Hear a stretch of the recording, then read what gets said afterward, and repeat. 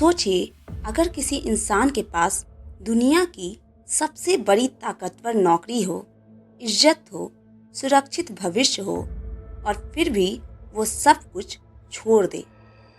क्यों? क्योंकि उसका देश गुलाम है। ये कहानी है उस आग की जो किसी एक आदमी में जली और पूरे साम्राज्य को हिला दिया। ये कहानी है सुभाष चंद्र बोस यानी नेताजी सुभाष चंद्र बोस की। 23 जनवरी 1897, कटक, उड़ीसा। एक अनुशासित परिवार जहां शिक्षा को सम्मान मिलता था और संस्कारों को महत्व। पिता जनकनाथ बोस कानून के जानकार, अनुशासन प्रिय। माता प्रभावती देवी धार्मिक, शांत लेकिन भीतर से मजबूत।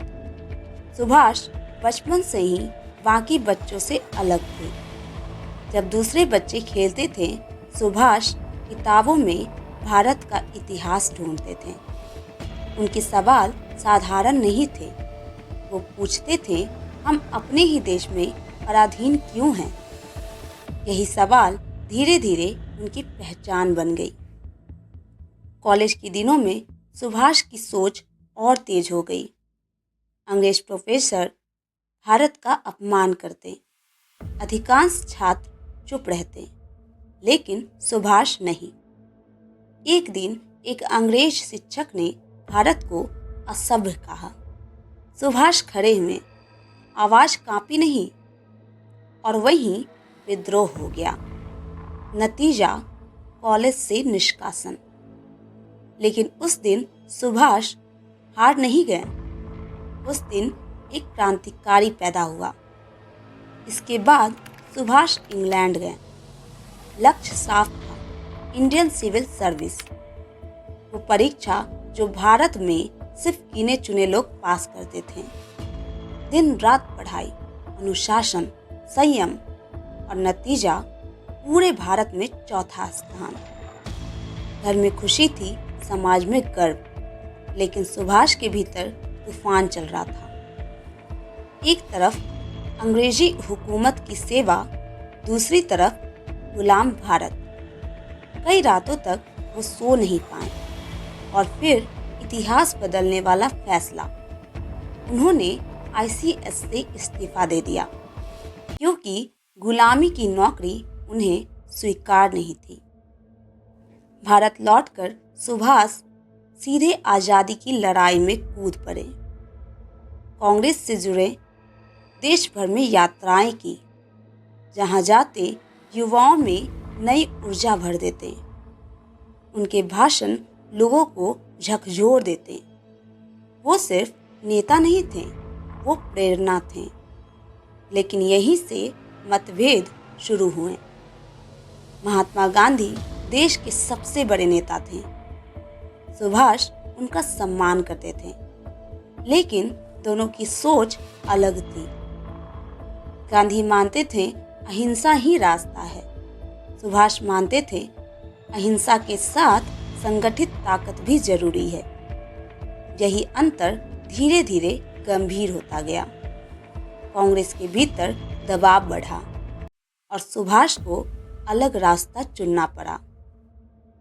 कांग्रेस से अलग होने के बाद सुभाष चंद्र बोस चुप नहीं बैठे। उन्होंने एक नई राजनीतिक धारा बनाई, फॉरवर्ड ब्लॉक। इसका मकसद साफ था, आज़ादी को टालना नहीं, आज़ादी को तेज करना। देश के युवा उनके साथ जुड़ने लगे, लेकिन ब्रिटिश सरकार अब पूरी तरह सतर्क हो चुकी थी। उन्हें पता था, अगर ये आदमी खुला रहा तो साम्राज्य हिल जाएगा।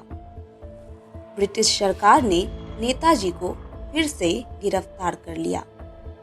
घर में नजरबंदी, चारों तरफ पहरा, हर आने जाने वाले पर नजर, हर बात पर शक। लेकिन नेताजी के दिमाग में एक ही चीज चल रही थी, बाहर निकलना। उन्होंने बीमारी का नाटक किया। धीरे धीरे शरीर कमज़ोर दिखाया। अंग्रेज़ों ने चौकसी थोड़ी ढीली की और यहीं से शुरू हुआ इतिहास का सबसे साहसी पलायन। एक ठंडी रात, घर में सन्नाटा, बाहर अंधेरा। नेताजी वेश बदलकर घर से निकले। ना कोई शोर, ना कोई अलार्म। लंबी यात्रा, अजनबी रास्ते, नकली नाम। काबुल होते हुए वो भारत की सीमाओं से बाहर निकल गए। अगर उस रात वो पकड़े जाते तो शायद इतिहास कुछ और होता। नेताजी जर्मनी पहुंचे। द्वितीय विश्व युद्ध अपने चरम पर था। उन्होंने दुनिया को बताया, भारत आज़ादी चाहता है और हम लड़ने को तैयार हैं। यहीं फ्री इंडिया सेंटर बना। रेडियो के जरिए नेताजी की आवाज़ भारत तक पहुंची। हर शब्द अंग्रेजों के लिए खतरे की घंटी थी। लेकिन नेताजी जानते थे, सिर्फ भाषण से काम नहीं चलेगा।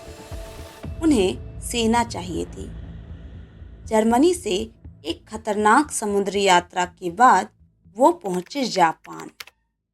यहीं से उनकी जिंदगी का सबसे बड़ा अध्याय शुरू हुआ।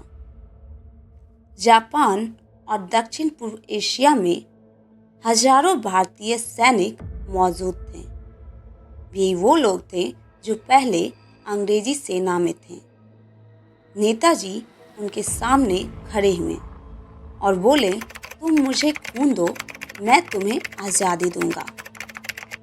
उस पल सैनिक नहीं रोए, पूरा इतिहास रो पड़ा। आज़ाद हिंद फौज खड़ी हो चुकी थी। महिलाओं के लिए रानी झांसी रेजिमेंट बनाई गई। ये सिर्फ सेना नहीं थी, ये एक सपना था जो अब हथियार पहन चुका था। 21 अक्टूबर 1943 नेताजी ने आज़ाद हिंद सरकार की घोषणा की। अपना झंडा, अपनी मुद्रा, अपनी सेना। अंडमान और निकोबार का नाम बदल गया, शहीद स्वराज। अंग्रेज सरकार को पहली बार लगा, भारत हाथ से निकल सकता है। आज़ाद हिंद फौज भारत की सीमा तक पहुंची, इम्फाल और कोहिमा। भूख, बीमारी, कम हथियार, लेकिन हौसला अड़े। नेताजी सैनिकों के साथ खुद खड़े रहे। वो आदेश नहीं देते थे, वो साथ चलते थे। 18 अगस्त 1945 कहा गया, ताइवान में विमान दुर्घटना हुई और नेताजी नहीं रहे। लेकिन भारत ने इस कहानी को पूरी तरह कभी स्वीकार नहीं किया। आज भी सवाल है, क्या वो सच में चले गए या कहीं और नई लड़ाई की तैयारी कर रहे थे? ये रहस्य आज भी जीवित है। 1947 में भारत आज़ाद हुआ। कई इतिहासकार मानते हैं, आज़ाद हिंद फौज और नेताजी के संघर्ष ने ब्रिटिश शासन की नींव तोड़ दी। नेताजी सिर्फ इतिहास नहीं है, वो साहस है, वो त्याग है, वो आग है जो कभी बुझी नहीं। अगर आपको लगता है कि आज़ादी सिर्फ भाषणों से नहीं, बलिदान से मिलती है, तो नेताजी को याद रखिए। कमेंट में लिखिए जय हिंद और बताइए, क्या आप चाहते हैं आज़ाद हिंद फौज पर पूरी अलग डॉक्यूमेंट्री या नेताजी की मौत के रहस्य पर एक पूरी सीरीज?